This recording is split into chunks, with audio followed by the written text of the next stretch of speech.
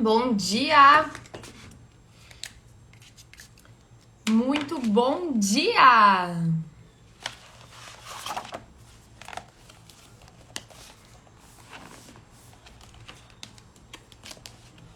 Como que estão vocês? Tudo certo por aí?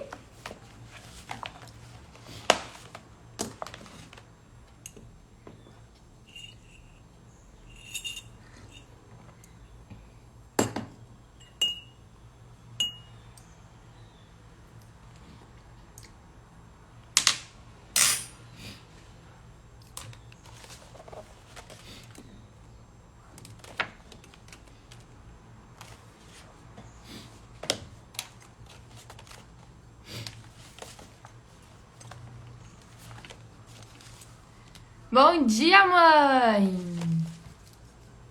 Tudo bem? Que alegria tê-la aqui! Sempre me acompanhando. Gente linda, estamos fazendo a leitura do livro Amar e Ser Livre, Prembaba. Uma leitura bem intensa, tá sendo incrível, eu tô amando o feedback de vocês também. E a gente parou ontem na página 68, que é o subtítulo Verdadeiro Significado da Maternidade. Então, bora lá. Um bom dia para quem tá aqui, uma boa tarde, uma boa noite para quem tá assistindo a gravação. Vamos lá, então. Quero agora fazer um link entre a carência afetiva e a maternidade, pois percebo que nossa sociedade precisa ter uma melhor compreensão do verdadeiro significado dessa iniciação espiritual, que é ser mãe. Mas antes, vamos recapitular sobre o tema da carência. Em maior ou menor medida, todos nós, em algum momento da infância, nos confrontamos com o sentimento de que não estamos sendo amados, ou de que fomos abandonados, rejeitados, excluídos ou humilhados. Todos nós sentimos falta da mãe e desejamos o amor exclusivo dela. Porém, nem mesmo uma mãe muito amorosa e consciente pode suprir a necessidade de amor exclusivo que uma criança exige. Nasce, então, uma carência, um buraco em nós. Isso faz parte do processo natural da estruturação do ego. O caminho natural da alma humana é amar desinteressadamente e tornar-se o próprio amor. Mas no seu estado embrionário, ela experimenta justamente o oposto disso, o desejo de receber amor exclusivo. Quanto mais novinha a criança, mais exclusividade de amor ela precisa. Logo que o bebezinho nasce, ele precisa de total atenção. E conforme ele vai crescendo, essa necessidade vai diminuindo. Constatamos então que a carência tem sempre alguma coisa a ver com a mãe, apesar de o pai também ter seu papel no jogo.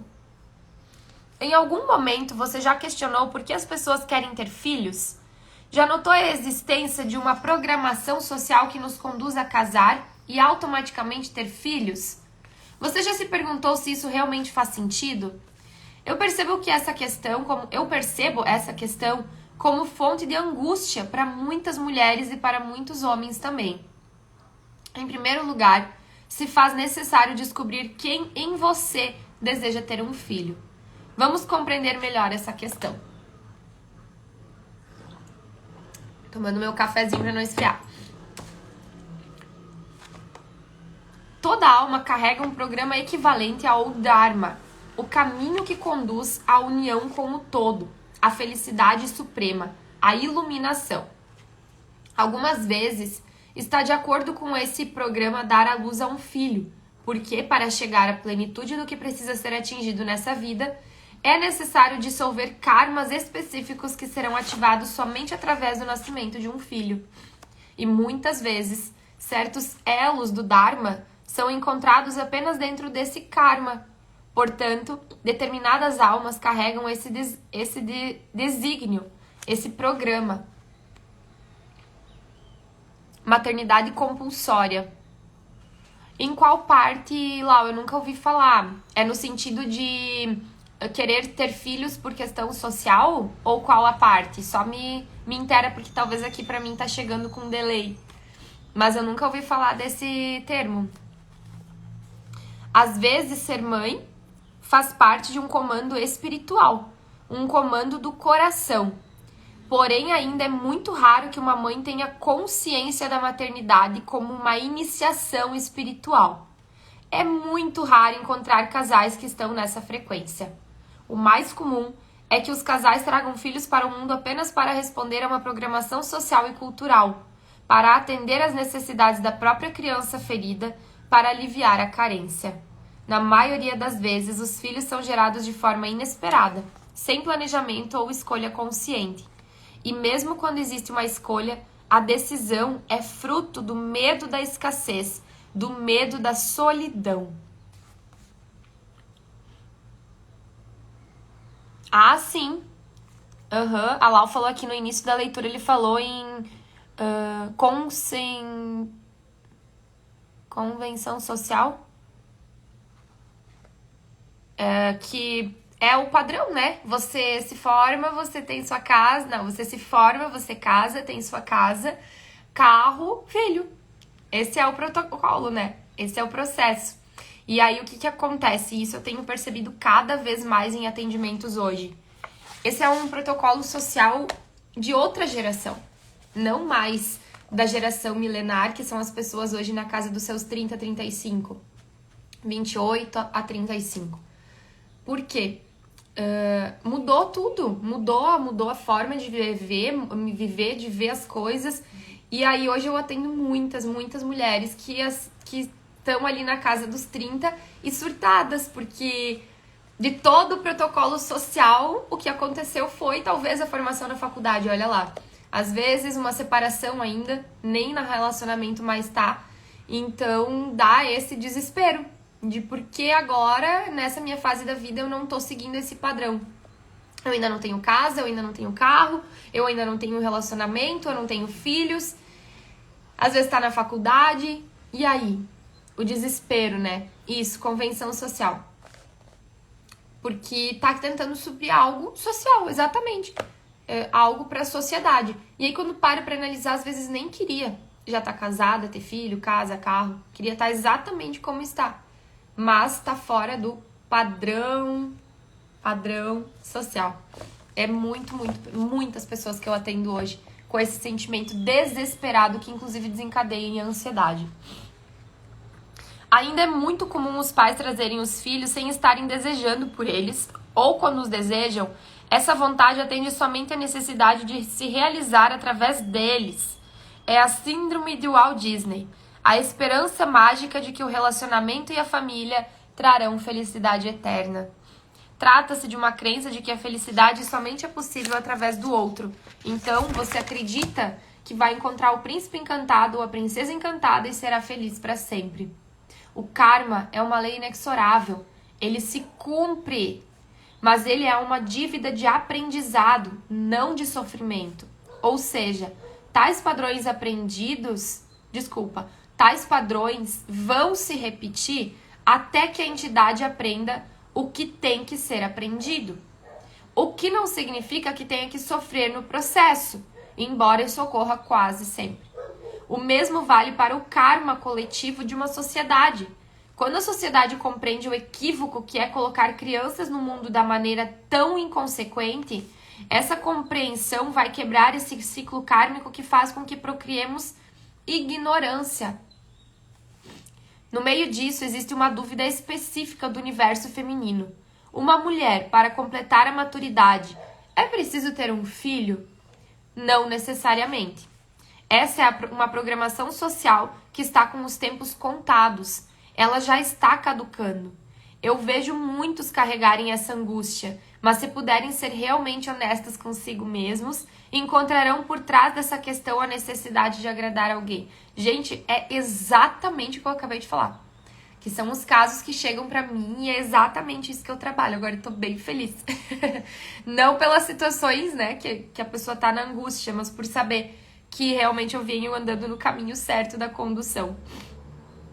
Quando ocorre um comando superior para ter um filho, você não quer agradar ninguém. Muito pelo contrário, às vezes está desagradada. Algumas mulheres têm essa incumbência kármica e dármica de dar passagem para um ser. Outras vão usar esse poder de outra maneira. Vão usar seus aparelhos de outra maneira, como canalizando sua energia para a criatividade de vida. Essa também é uma forma de dar à luz a muitos filhos. Muitas vezes eu falo brincando sobre a síndrome de Walt Disney, mas é algo muito sério. Tenho visto muitos buscadores espirituais comprometidos em encontrar um parceiro e ter filhos, acreditando que através deles encontrarão felicidade duradoura. Essa é uma programação social que vem de geração após geração. Muitos sentem que um elo está se quebrando dentro de si quando não podem corresponder à expectativa dos seus ancestrais e da sociedade. Além disso, também existe uma frustração por não estar podendo realizar nossos próprios sonhos, já que fomos programados para acreditar que através da família encontraremos a fonte da felicidade.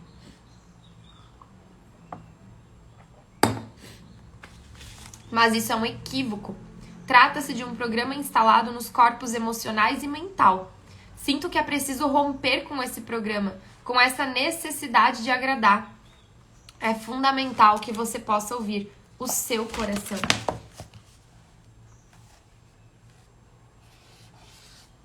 Deixa eu marcar aqui que eu já tenho algumas pessoas que eu quero falar para elas aonde tá essa parte da leitura que estão acompanhando no seu próprio livro também.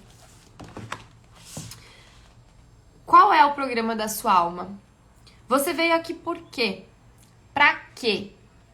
Eu sinto que se todos pudessem de fato seguir o caminho do coração e ouvir a voz do Supremo que habita em cada um de nós, certamente o número de crianças encarnadas iria diminuir muito. Quem em você quer ter um filho? O egoísmo? O medo da escassez? O medo da solidão? Talvez você possa concordar que é injusto trazer um ser para esse planeta somente porque você quer alguém para cuidar de você. Dessa forma, você está alimentando os karmas que de geração em geração se fortalecem. Você está jogando contra si mesmo e dificultando a própria libertação. Eu sei que parece tremendamente desolador envelhecer sozinho, mas todos nós envelhecemos e alguns adoecem. Conseguiremos evitar isso tendo um filho? Não. Vamos minimizar nosso sofrimento porque alguém vai cuidar de nós e nos dar comidinha na boca quando estivermos velhos? Tudo isso é tão relativo. Tenho visto filhos querendo jogar os pais num asilo, sentindo uma raiva horrenda por conta de como foram tratados. Vejo gente torcendo para que pai e mãe morram, para que se livrem do problema que é a sua velhice. Não nos iludamos. Por que e para que ter um filho? Só quem tem a resposta para essa pergunta é o coração. Se você já trouxe um filho para esse plano, você será exigido. Existe uma responsabilidade. Você criou um karma e não há como fugir dele. A fatura já foi emitida. Tenha calma. Não é caso para desespero ou arrependimento. Mesmo que tenha sido um ato inconsequente, ele também te serve, pois lhe dá uma grande oportunidade de romper com um ciclo kármico. E a única forma de fazer isso é amando incondicionalmente, porque o seu filho vai exigir exatamente isso de você. A maternidade ou paternidade é uma iniciação espiritual para testar o seu amor, o seu altruísmo até o limite. E estando muito identificado com a criança ferida, com a carência, possivelmente essa prova será muito difícil. Em meio ao imenso amor que sente e manifesta pelos filhos, haverá momentos em que você será tomado pela raiva e sentirá culpa por isso. A criança sente o seu amor, mas também sente a sua raiva. Então, ela fica com raiva por sentir que você não está aberto como ela gostaria. E também sente culpa por ter raiva de quem ela deveria amar. E assim, o círculo vicioso se perpetua. Ressignificando o nascimento. Sério, de longe, mas assim, ó, de muito longe. Esse aqui é um dos melhores livros que eu já li. Sério, assim, ó, e não tá nem na metade, tá, gente? Eu parei de marcar porque, tipo, tudo é importante, tudo é essencial, tudo é necessário. Eu vou marcando, tipo, a página. Ó, isso aqui eu preciso rever, isso aqui eu quero enviar, isso aqui eu quero guardar. Porque, sério, tô chocada. Não sei vocês, mas pra mim é uma das melhores leituras que eu já fiz na vida. ressignificando o nascimento. Esse círculo vicioso precisa ser rompido, e o único poder capaz de fazer isso é o amor. Mas para poder abrir o coração, há que se compreender todo o Dharma, toda a história. Há que se perdoar. Muitas vezes é preciso atravessar uma muralha de orgulho e vaidade. Tanto pais quanto filhos criaram muitos sistemas de defesa para excluírem uns aos outros. Para sobreviver com tanta raiva e culpa, ambos aprendem a anestesiar esses sentimentos e acabam criando uma indiferença, que é uma forma passiva de ódio. E a raiz desse ódio é a culpa por não terem feito a sua parte do jogo. A chave para nos libertarmos disso é aceitarmos que não podemos fazer a nossa parte mesmo. Essa aceitação requer muita humildade. É preciso ter a disposição de assumir que talvez tenhamos errado. O ser humano é imperfeito. Estando encarnado aqui, erramos. O principal obstáculo para a libertação é a negação da imperfeição. Temos vergonha das nossas imperfeições, mas há que se ter disposição de aceitá-las para poder derrubar os muros que nos aprisionam, para abrir o coração. Somente assim será possível sair da construção que criamos para nos proteger. É verdade que a escolha de ter filho também faz parte de um impulso evolutivo. O poder que gera esse impulso é o karma. Essa é a lei que cria o encontro e ativa esse instinto, esse desejo de fusão. Como já vimos, dentro de um ser humano existe um profundo anseio pela unidade. A forma erótica é um tremendo poder de fusão. Queremos experimentar a união. O programa da força erótica é conduzir-nos para a experiência do amor. Por isso existe esse tremendo impulso de fusão que gera o desejo de procriar. Porque estando envolvidos pela força erótica, temos um vislumbre da unidade, um vislumbre do paraíso. E tudo o que queremos é ficar lá. Louvadas sejam as crianças que nascem desse encontro de amor, pois são crianças amadas e queridas. Isso facilita muito. Se olharmos com bastante atenção e objetividade para as pessoas que mais sofrem nesse mundo, encontraremos ali o desamor na hora da concepção. E as pessoas mais felizes são aquelas que tiveram amor na concepção. Isso pode ser ressignificado e transformado através do processo de evolução da consciência. Pode parecer estranho dizer que uma pessoa nasce do desamor, porque se o casal estava namorando, é porque deveria ter amor. Mas não é sempre assim. Sabemos que as aparências enganam. Parece que é amor, mas é luxúria, desejo de dominar o outro, desejo de humilhação, submissão, perversão, entre várias outras coisas. Mas mesmo que a criança tenha nascido do ódio, conforme vai amadurecendo e evoluindo no processo de cura, ela pode ressignificar o seu nascimento. Ela pode ir além da personalidade dos pais e ver o aspecto divino deles. Com isso, ela também se enxerga como um fruto do divino. Tudo se resume em amor. Nós estamos aqui em busca do amor. Esse é o elemento alquímico que nos liberta de todo o sofrimento. Ele é o tesouro que está dentro do nosso coração. Vamos continuar nosso garimpo. E vamos para o capítulo 3. Eu e o outro. Já examinamos como o nosso desenvolvimento, nossas próprias dores e máscaras afetam os relacionamentos. Também já podemos eliminar a influência dos nossos pais em nossas vidas e relações. A essa altura desse estudo sobre o novo casamento, é hora de incluirmos o outro, o parceiro, em nosso campo de atenção.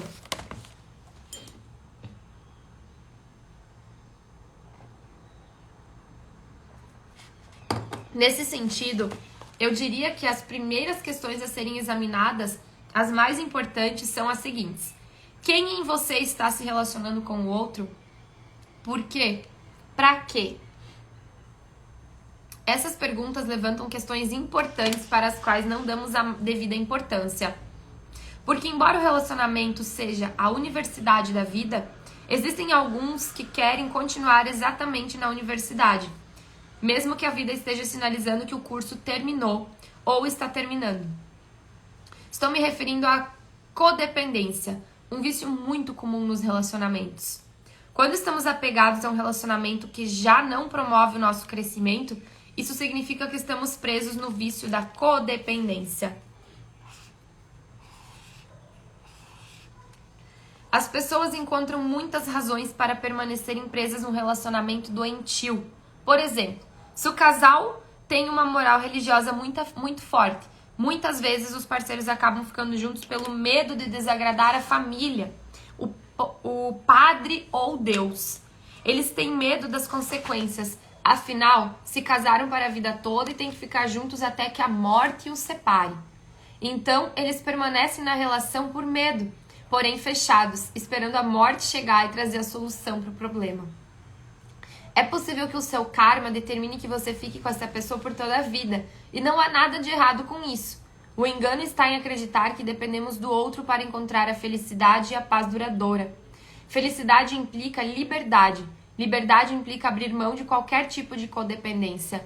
Em algum momento, você vai ter que usar a espada da vontade para se livrar desse vício. Até porque essa felicidade que procuramos não se encontra no relacionamento. Por mais importante que seja o relacionamento com o outro, ele é somente uma passagem. Em algum momento da nossa jornada, teremos que aprender a ficar sozinhos. O relacionamento com o outro, mesmo o mais maduro e perfeito, é somente um portal para o tipo de conhecimento que nos permite enxergar a verdade. Tenho observado que a razão de sofrimento das pessoas, em 90% dos casos, são os dramas de relacionamento. E vejo que a principal causa é a crença de que dependemos do outro para encontrar a felicidade. Mas isso não é real. A felicidade está no encontro com Deus. Se estivermos comprometidos e evoluídos na relação, não com os jogos e distrações do ego, podemos até ter momentos felizes com o outro. Podemos até aprender o caminho que nos leva à felicidade duradoura. Porém, o novo casamento pode nos dar vislumbres disso. Mas serão somente vislumbres. Durante essa etapa, aprendemos através do outro. Crescemos por meio dessa troca, porque o outro serve como espelho para o nosso autoconhecimento. Mas chega um momento em que somente a solidão pode atuar como espelho. Ela é como um espelho com lente de aumento. Começamos a nos ver com muita nitidez. Começamos a ver tudo aquilo que não nos pertence e tudo isso começa a se dissolver. A maior parte das pessoas reage com medo a esse encontro com a solidão. Tememos a loucura e a perda das referências e tentamos fugir. Sentimos um grande impulso para ver televisão, ler revista, fazer compra, encontrar os amigos, ver pornografia ou entrar novamente em um relacionamento, como uma rota de fuga. Tudo isso porque o contato com a solidão significa a morte da nossa falsa identidade. Por isso tentamos fugir dessa morte, que ao mesmo tempo é um renascimento. Porque para renascer, uma parte de nós tem que morrer. Essa passagem é inevitável, pois a verdadeira felicidade se encontra em Deus, o seu coração. O outro é somente um veículo, uma seta para que você possa se voltar para o seu coração. Essa armadilha pode nos manter presos por muito tempo. Porém, como tenho visto muitos amigos ainda viciados nessa codependência, o que irremediavelmente os lança ao sofrimento, em algum momento dentro desse estudo do relacionamento, eles se perderam. Ficaram identificados com algum aspecto da sua criança ferida, projetando os próprios pais no outro, sem nenhuma consciência disso. E assim, desperdiçam a vida tentando transformar o parceiro para fazer dele aquilo que acreditam que ele tenha que ser. Mas isso também não é possível. Um relacionamento baseado na codependência pode ser comparado a um comércio. Há uma constante negociação por atenção, consideração, carinho, respeito, ou seja, amor. No fundo, o que estamos querendo é amor, e o preço que pagamos nessa negociação é a liberdade. Mas amor verdadeiro não é forçado, é de graça. Se você ama de verdade, você não pede nada em troca. Se você negociar amor, é justamente porque é incapaz de amar. Funciona assim. É a atenção que você quer? Eu te dou atenção, mas você vai ter que fazer exatamente o que eu quero e como eu quero. Esse é o jogo nefasto, cujo objetivo é fazer do outro um escravo para atender às nossas necessidades e expectativas. Codependência implica depender da miséria do outro para se sentir feliz. Dessa forma, os parceiros seguem tirando energia um do outro e reforçando a falsa ideia do eu. Eles pagam esse preço exorbitante, que é a perda da liberdade, porque estão completamente dependentes. E o pior é que ainda chamam isso de amor. Uma das formas de perpetuar a codependência é o jogo de acusações, pois ele desperta culpa no outro. Quando fazemos o outro sentir-se culpado pela nossa incapacidade de amar, fazemos mal de verdade. Recebemos uma satisfação momentânea, pois somos invadidos por uma energia e nos sentimos poderosos. Mas o peso de fazer o outro sentir-se assim é muito pesado. Quando aponta o dedo para o outro e diz, você é culpado pela minha miséria, você faz com que ele entre no inferno para tentar ser amado. E o outro cai nesse inferno justamente por ainda estar identificado com a criança ferida que tem necessidade de amor exclusivo. Alguns fazem qualquer coisa por migalhas de atenção. Portanto, a carência é o alimento da codependência. E amanhã a gente continua na página 80, no subtítulo O Caminho do Coração. Gente linda, sensacional essa leitura, já nem vai mais ser, ela tava já nas indicações de processo de mentoria, mas lá na finalização, eu vou trazer ela lá pro topo quando for relacionamento e filhos. Deixa eu tirar um bilhetinho para nós refletirmos hoje. Vamos lá. Não há perigo. Perigoso é a gente se aprisionar no que nos ensinaram como certo e nunca mais se libertar, correndo o risco de não saber mais viver sem um manual de instruções. Gente! Ali no início da live a gente falou justamente do quê? Até a Lau colocou aqui as convenções sociais, né? Quando a gente tenta se enquadrar dentro do que a sociedade nos impõe, dentro daquilo que é o certo no processo dos seres humanos. E olha só a mensagem que eu tiro aqui no fim da nossa live. Não existe perigo, não há perigo. Perigoso é a gente se aprisionar no que nos ensinaram como certo e nunca mais se libertar, correndo o risco de não saber mais viver sem um manual de instruções. Ou seja, a gente quer sempre se manter no protocolo social até que a gente se liberta e não se importa em estar nadando contra o fluxo do todo mundo. É aquela premissa. Vocês nunca ouviram da mãe de vocês? Você não é todo mundo. Toda vez que meu inconsciente tenta me direcionar para o que todo mundo, eu lembro disso e eu falo para mim, você não é todo mundo, você não é todo mundo. Fechou certinho, né, Lau? Meu Deus, adorei. Muito bem, a gente se encontra amanhã. Desejo para vocês um dia sensacional. Obrigada pela companhia de vocês aqui. De verdade, de todo o coração, eu amo poder dividir esse momento com vocês. Um ótimo dia e até amanhã!